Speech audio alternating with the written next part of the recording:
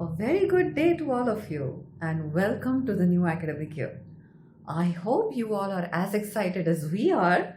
We are definitely all ready and raring to go with all the worksheets, the lesson plans, the ebooks, the activities that the teachers have planned, and a whole lot of enthusiasm and eagerness.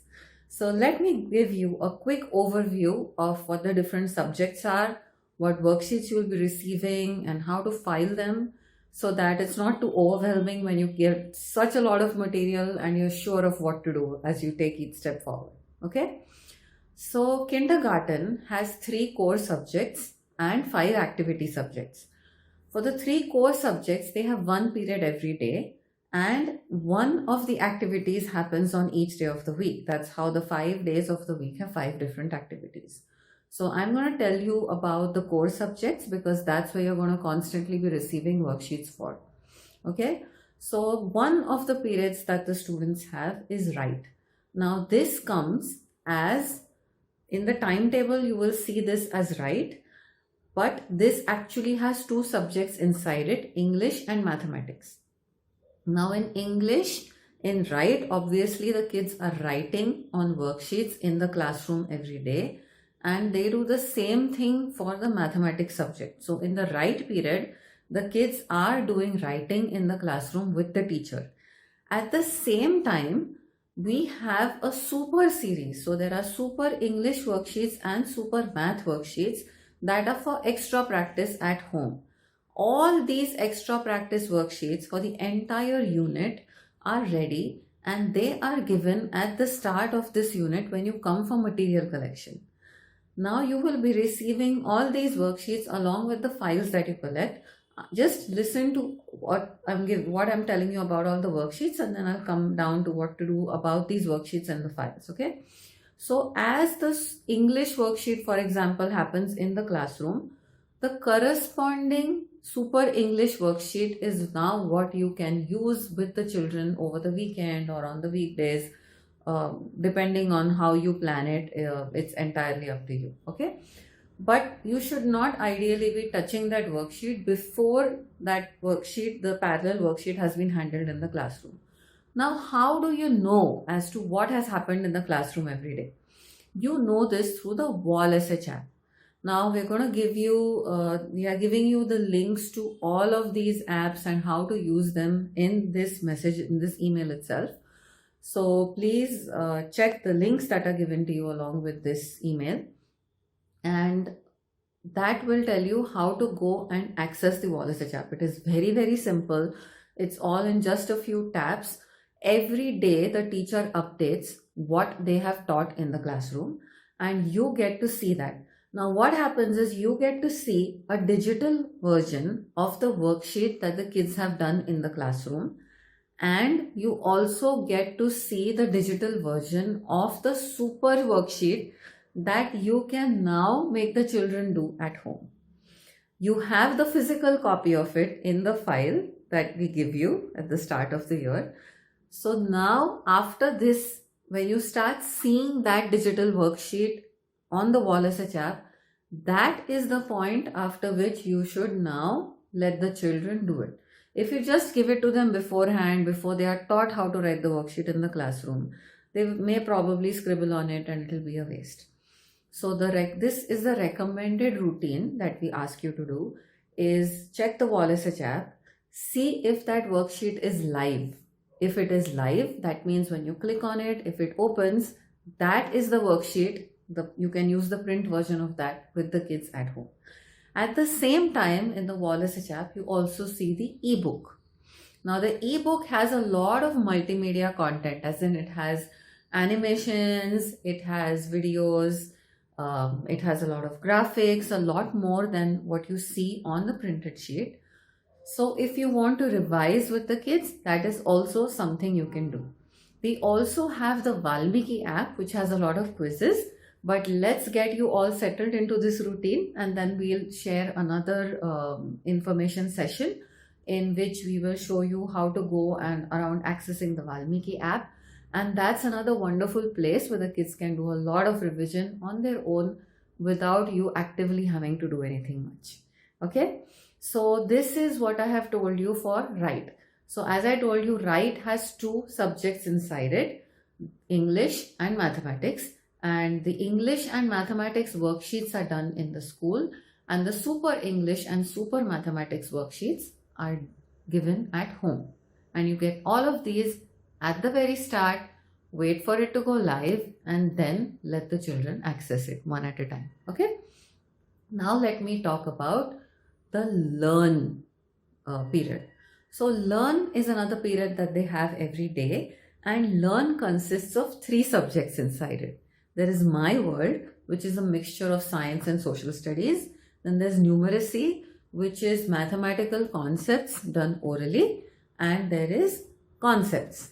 Concepts are different standalone concepts. They may be related to anything, or they may be words of comparison, like heavy and light, short and long, near and far, 3D shapes, 2D shapes, properties of taste. So concepts has stuff like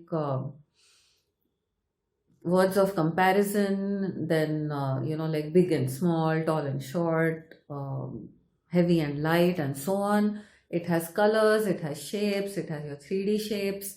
Then we're talking about taste, we're talking about properties like hard, the textures of substances or dissolving and things like that. All right, so that is what is in concepts. And my world, as I told you, is a mixture of science and social studies. So in science and social studies, we have all these different concepts that come up, right, about the earth, the climate, the weather, the soil, land, water, and so on. Then in science, you have initially in nursery, it goes with more of the identification of things. And then you're talking more about, there's some lessons related. You'll see that there's, at the kindergarten level, there's a little physics, there's some chemistry, there's some biology, there's some earth sciences. Then because it's also social sciences, we also have a little bit of civics, political science, being nice, following rules, good habits, good manners, and so on. So these are the three subjects in learn. This is entirely oral. There is no writing. Writing happens only in the write period. Learn and read, there is no writing. But on the worksheets, you get in print format a concise version of what is being taught in the class. So you see what is taught. Now, if it's a science lesson, then you see the overall flow of the lesson. But the ebook has all the details and all the graphics and the multimedia, the animations and the videos, etc., which obviously cannot be in print. So if you want to revise the lesson with the children for learn, you should be using the ebook. But if you want to see for yourself, that is where this printout worksheet is very handy, because it tells you why we are teaching it, what we are teaching in that lesson, what additional conversations you can have at home, and if you are interested in doing more activities with the children for deeper understanding or exploring it more, triggering their curiosity even further, then we also have suggestions for what can be done. All of this is on the worksheet. So these worksheets, the learn worksheets, are for the parents, they are not for the kids. And all of these for the entire unit are also given to you at the very start. So you have all of these with you. Again, in the WalSH app, every day after the teacher teaches, the teacher updates what was taught. And then you see, once it becomes live, that is when you can actually access it if you want to, or do the activities, think about it and discuss it with the children. But after you have seen that it has gone live on the WalSH app, because that means that the children have been exposed to that lesson. And now after you talk about it more, you can have a conversation. You can't unless the kids know something about it. Of course, we are sharing the philosophy and the scope and the depth and everything on the worksheet. So if you are enthusiastic, you definitely can have a pre-talk with the children also. You are most welcome to do that. But it is absolutely also okay if you wait till the lesson is done in the classroom and then go about talking about it at home. You don't have to pre-do the lessons with the kids at all. That is not a requirement. And then you may also see some small activities, like a match the column or something. That also, if you want, you can do with the kids, and then you can actually do more in real life. So learn is more of things that you go out and actually do. So you will also see that in the activity period, in the science lab period, the hands-on period, the activities that the students do are largely based on what they're doing in the learn classroom. And those are simple activities, but ones that trigger good observation and curiosity. And we also give you guidelines on how you can create some of those at home as well. Many more than we can actually do in the classroom. You can do at home, and we give you guidelines on how to do it with stuff that's lying around in the house, nothing special. Okay, now we come to the third subject, which is read. So read, of course, is reading, English reading, and we also give you worksheets for these. But then again, just like learn, the read worksheets are for the parents' reference. If you want to sit and revise this with the children, we do not recommend using the worksheet. We recommend using the ebook. You can use the worksheets, of course. It is handy to have the printout, but we probably would not ask you to make it a regular practice, because what happens is, for example, if they're doing words, for the kids to understand the meaning of the word, most of the times there is a picture associated with it. But if you're trying to teach the kids to read, like for example, if you're trying to teach them to read the double O sound and we show them the word book, or we are trying to teach them, cat, and we show them CAT and there's a picture of a cat. When you see the picture of a cat or you see the picture of a book, you're going to say book or cat, because you know what that object is, you know the word for the object. That doesn't mean as a kid you're reading. So what happens in the ebook is, on account of having the ability to animate and the parent has the control of the animation, you will not let the picture come up unless the child has said the actual word. So the child reads book and says book, and then you click again, and then the picture of the book comes up and you say, hey, you know what, good job, you did it. But this is where you can actually see that yes, the child is reading. But to still give you some options to do this without the ebook, you also have a concise chart of all the words put together without the pictures at the end of every lesson. Like if it's blends that we're doing, then after L blends you have all the L words together. After the S blends you have all the S words together without the pictures. That is there. But the earlier worksheets, when they're reading, if you're doing one word at a time, if you're doing it together, for the first few exposures, it is fine to have the pictures along with it. But that should not become a practice. Otherwise, it becomes a limitation when the kids are doing read. So again, here also, we highly recommend the ebook for general revision. You can also do some revision with the entire consolidated sheet where all the words are present without the pictures. Do not use the pictures once you know that they know that book means this physical thing, a book. The purpose of the pictures is over. Then there should not be any pictures during the reading process. Okay. So that is reading. And then we also have stories that the kids are reading. We have spaced them out because it's boring just to keep on reading words. The words have to string into phrases. The phrases have to turn into stories. And when they're doing stories also, there are some words in the story that are not taught according to the phonic rules. See, the language came first and all this grammar and phonic rules and everything came later, right? So people have found ways to kind of put things together into boxes and saying, oh, this is the rule for these words. This is the rule for how we say these words or spell these words. But as you know, there are so many exceptions also to every single rule. So every single word doesn't follow the rule because the language did not come after the rules. The rules have come to fit into the language. On account of that, we when we start teaching them with a rule and how to spell or how to say, we only pick words that fit into that rule. And therefore, there's a whole bunch of words, there's a whole lot of content that cannot be done because it does not fit into these rules. But these are words that we do come across in everyday life. And also, when you are doing stories, when you're reading stories, they have sentences, and those sentences have a lot of these words. And you cannot make stories with only words that are following rules, right? You have to use all kinds of words to make stories to get a message across. So the stories that they read have some of these words that they have studied, and they have some words that they haven't studied. So that is where we give them exposure to these words and tell them how to read those words, what they mean, and then we show them some sentences where these words are used, get them comfortable and familiar with these words, and then we do the story. So you will see on some reading sheets there's the name of the story and there are just these words. Those are the words that figure in the story in various sentences in different contexts, and that is just to let you know that these are also additional words that the kids are being exposed to.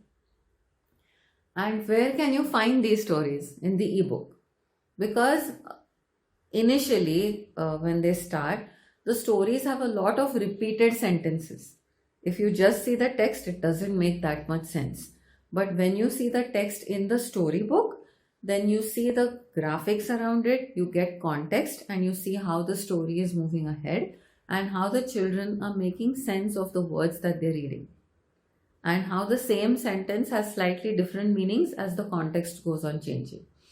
So that is why on the worksheet, the parent reference worksheet, you get an FYI. It's for your information only that these are the words that the kids are being exposed to, which are in addition to the lists that they're doing. So that is how the reading worksheets are. Again, you get all of these at the very start, but you will keep seeing in the WalSH app what was taught. Whatever is live is what has been taught. And that is stuff that you should feel free to discuss with the kids. And of course, as we said, you are most welcome to take steps that are ahead.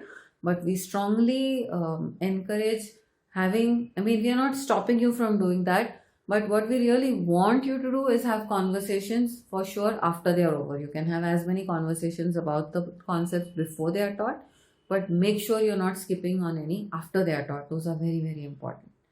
All right. So that is read, learn, and write. That's how you're going to get the worksheets. And that's how you have all of the worksheets, but that's how we want you to access them. And what about the worksheets that they're doing in the classroom?